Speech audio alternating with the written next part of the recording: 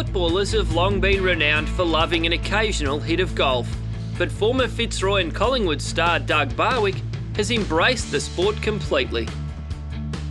Life after football, needed a business interest and always been interested in the golf. So, yeah, moved into it 10 years ago. Adds more weight to the heel, heel's heavier, toes lighter, so toe actually comes through earlier. The major part of our business is fitting people to clubs. Somebody comes in, they have a desire to improve some part of their game, so we help that process and get a good result at the end of it. Everybody's got a unique swing, and with our expertise and the customer's assistance, we usually get them into something that's going to work for them. Barwick's former teammates often drop by. Some very rough swings amongst them. But yeah, a lot of the boys have come in. A lot of the modern day players come in as well, so it seems to be a popular pastime for the footballers. I've played a fair bit with the boys over the years.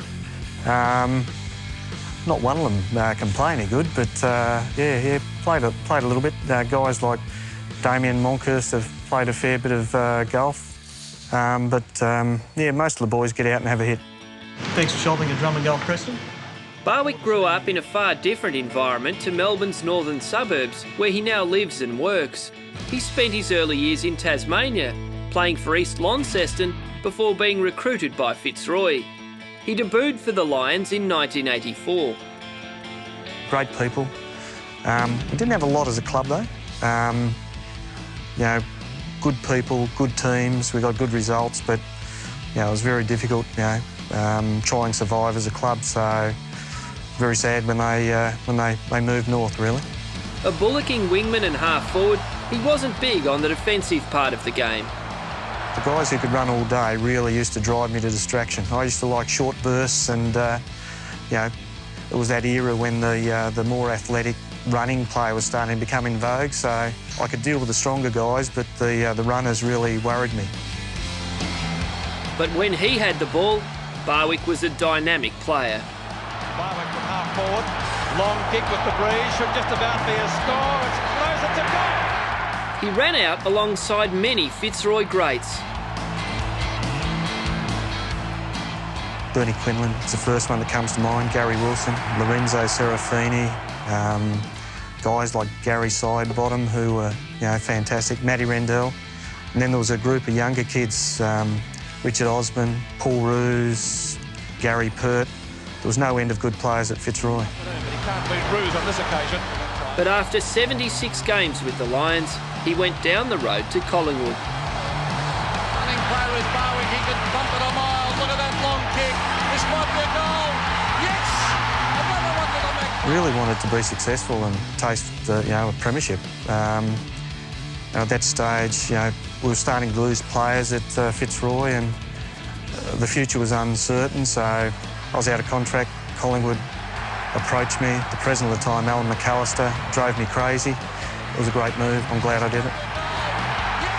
When you moved to Collingwood, there was success was what was the bottom line. And Barwick kicks a goal. Back to Barwick. Go Barwick, shoots and goals. Collingwood are home. At the age of 28, Barwick achieved his dream when he was part of the Magpies' 1990 premiership team.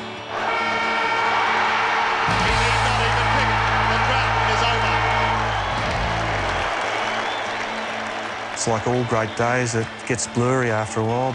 The overwhelming sort of memory was really just one of relief that we'd done it because, the build-up in the previous 3 years, we were competitive but we hadn't got there and it just perpetuated the collywobbles myth. And to get over the line and see the joy from all and sundry was great. That Collingwood team had talent on every line. Peter Dacos is probably the best. Just a freak of a player and just consistently did great things. Darren Mullane was a good player. Then you got guys like Shorey, who was terrific, and a great leader. Morwood, Mick Gafer, you name them. We were just a very even, very committed group of guys, I suppose. Barwick retired from Collingwood in 1991 and embarked on a journey through the lower levels of the game. Went to Tasmania for a year, coaching and playing.